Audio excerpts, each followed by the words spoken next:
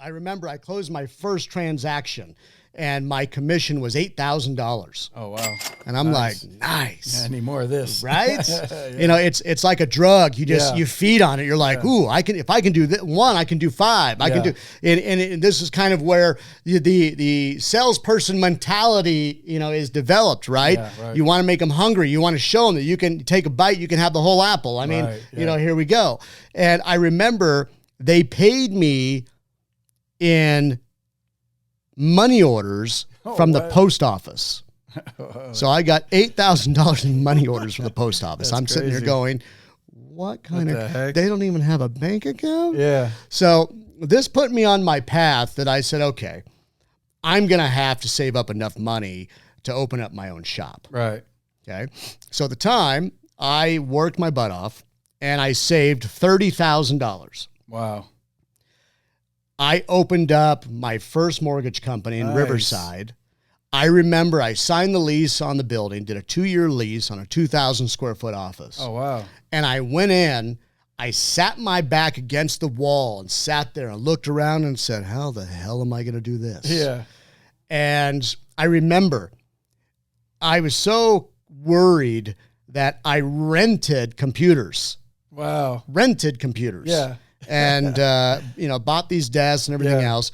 And within 9 months, I had taken that company to be licensed in 37 states and had 17 locations with almost 200 employees across the country. Ooh, nice. Very nice. I then grew that company in becoming a lender, as well as we lent our own money to second trust deeds and so forth. Now, let's talk about this. Yeah. So in building businesses, it's not just snap your finger and poof, there it is, right?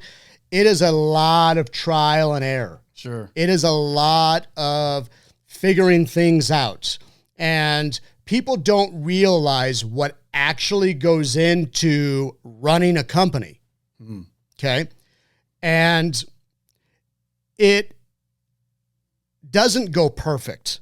If anybody tells you that, hey, you can just go be, you know, an entrepreneur and start a business and you're going to make millions of dollars and everything's going to be easy, they're lying to you. Sure. Okay. It does happen from time to time, but statistically it does not. That's why the theory is most businesses fail in the first 2 years. Sure. Yeah. Okay. There is a whole process. Let's go through some of the things. Okay. So if you are a new business and you're wanting to create, you're going to have one of multiple options.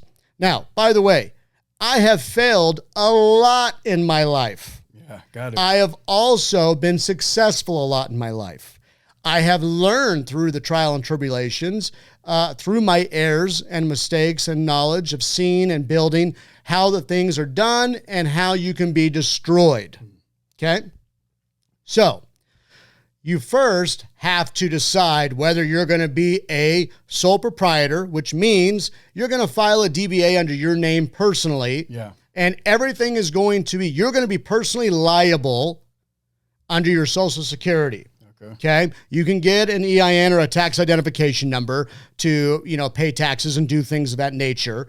However, the more feasible and better route is to either form a LLC, a limited liability company or corporation, or a corporation itself. Now, there is two differences in corporations. Yeah. You have an S Corp and you have a C Corp. Okay. Okay. An S Corp acts like an LLC in the aspect of it does a pass through to you personally on your taxes. Okay. So at the end of the year, I am not a tax advisor. So please seek legal advice and tax advice from your accounnt. Small disclaimer, sorry.